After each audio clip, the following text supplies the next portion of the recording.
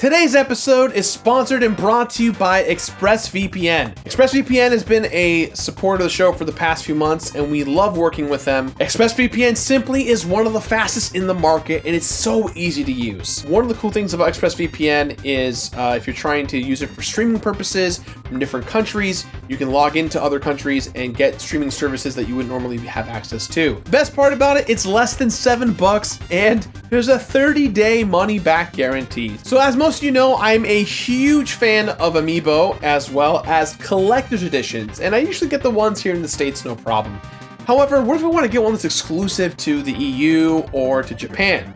Well, using ExpressVPN makes it so much easier and safer to secure those transactions with my credit card overseas. So, if you want to check it out, head over to expressvpn.com/complete.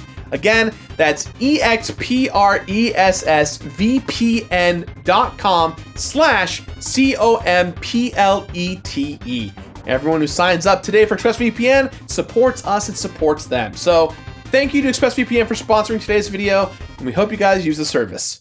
Even the most canonically powerful Nintendo characters need a break now and then. Maybe someone has saved the world too many times and they feel burnt out, or they've been battling for what feels like a lifetime and need to relax. No matter the case, every great hero deserves the chance to have an easygoing adventure. And it's sometimes tough for me to play a video game and not have it feel like work. But the Kirby series has always been a great way to decompress. And I remember Kirby's Dream Land easily filling that void of something that's fun but relatively easy. Let's see if this game is still a great low-key romp when I recomplete Kirby's Dream Land.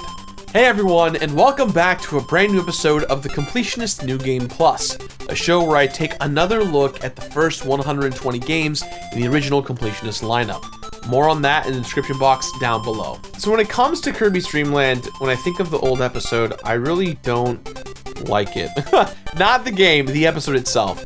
Mostly because there was a lot of filler that we filled up because the game is short. There is not a lot of content in Kirby's Dream Land. And, it is the first game in Kirby's lineup. Today we're going to find out if it still holds up after all these years when we play Kirby's Dream Land for the original Game Boy, or in this case, in the Dream Collection pack. Let's begin.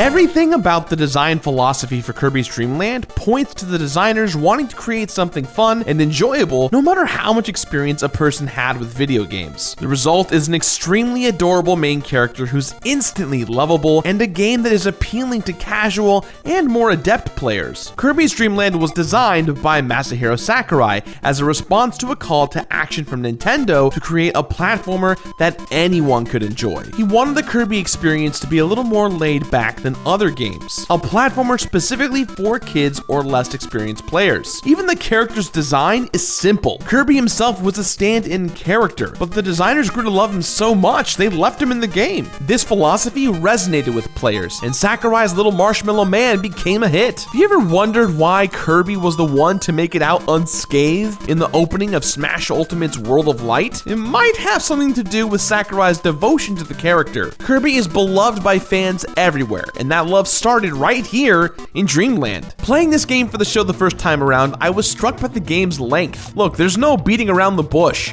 This game is 30 minutes, maybe an hour if you really take your time. For my first review, I held that against Dreamland, maybe because I wanted a more fulfilling experience, but now when I think about recompleting this game, I breathe a sigh of relief. This is a straightforward game to complete. I'll have to play through all 4 levels and defeat each end level boss to progress. Once that's done, there's a mini boss rush mode which will allow me to finally face King DDD. And once he's defeated, there's an option to try extra mode, which throws more enemies at Kirby and shakes up the boss patterns as well. This game has a reputation for being very easy, and I am fine with that. I have been putting myself through the ringer lately, so the chance to kick back with Kirbs? Absolutely. It didn't cause me much trouble the first time around, and I don't anticipate much trouble here either.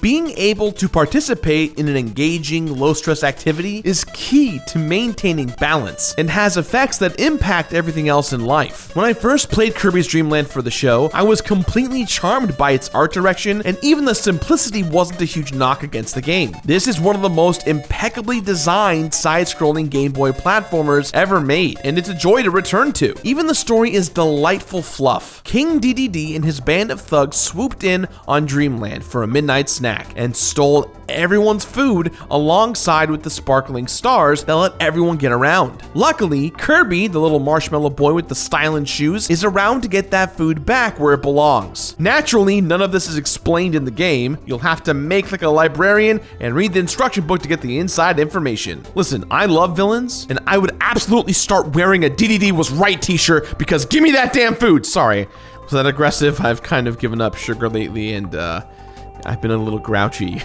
Almost everything people love about Kirby games started right here in Kirby's Dream Land. The infinite jump? Check. Inhaling and spitting enemies out? Check. King motherflippin' DDD? Triple check. The only thing that's really missing, which I could have sworn was here, is Kirby's iconic copy ability, which doesn't actually show up until the NES game Kirby's Adventure. I said it before and I'll say it again.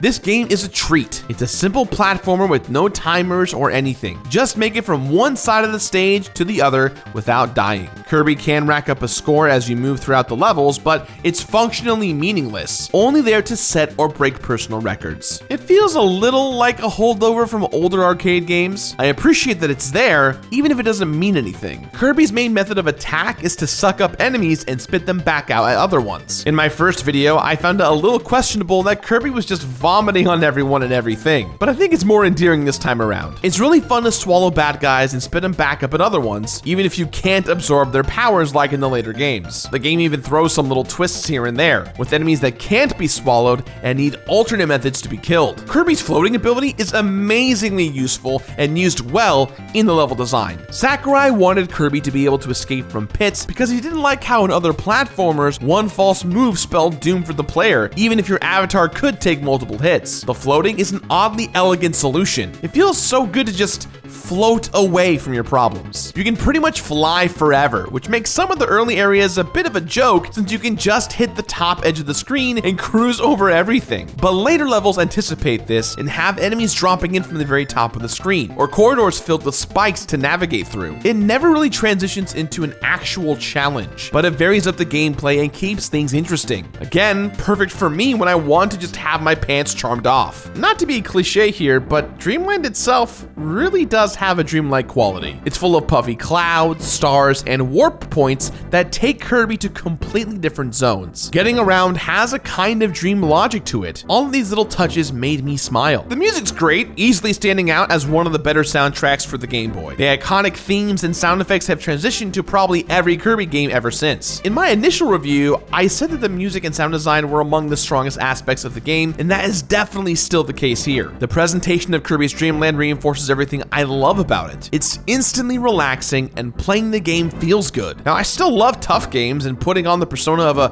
badass, challenge accepted kind of dude, but games like Kirby show that just because a game is easy doesn't mean that it isn't fun. And that's kind of the crux of all Kirby games to this day. There's a decent amount of variety sprinkled throughout, with different items like the spicy curry, which lets Kirby blow fireballs rapidly for a limited time, or an invincibility item that acts exactly like the superstar from Mario. The addition of these items charge up the gameplay just enough to keep the 4 short levels interesting. So yeah, Kirby's Dream Land is short, it's simple, and it's still super fun and decently satisfying. It's the video game equivalent of a Pokeball or instant ramen. Easy to pick up, won't cause you any anxiety to finish, and delightful all the way through.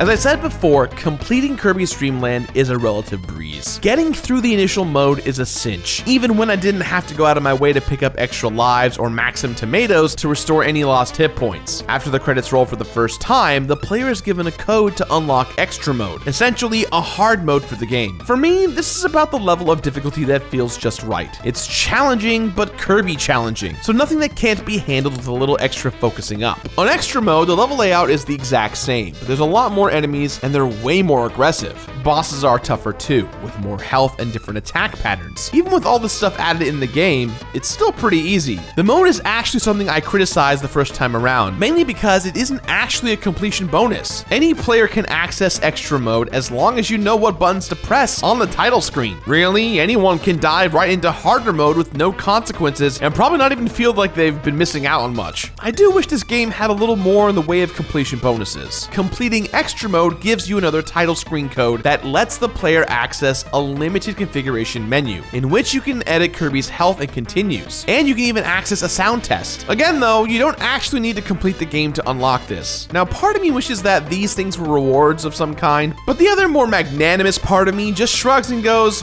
you know what, that's fine. Sometimes just getting to the end is enough. When I recompleted Kirby's Dream Land, there were 4 deaths. All of them were on extra mode, essentially when I just got a little too careless. 2 full playthroughs, with one of them being on extra mode. 5 bosses bopped twice, once on each playthrough. 170 enemies inhaled, then exhaled. And 1 relaxing hour spent playing an iconic Kirby game, which led the groundwork for Kirby to save the entire universe 27 years later.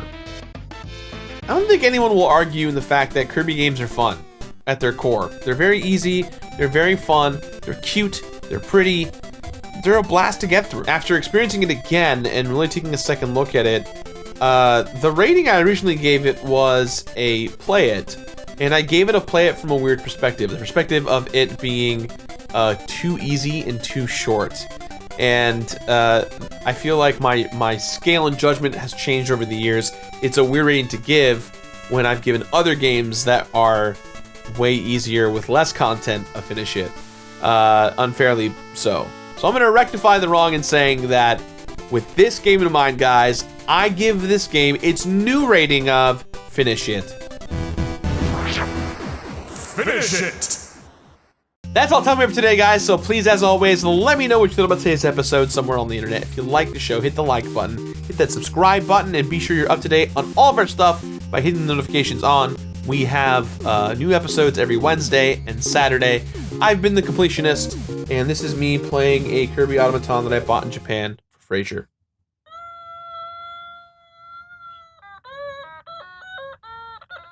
Well, you thought I knew how to play?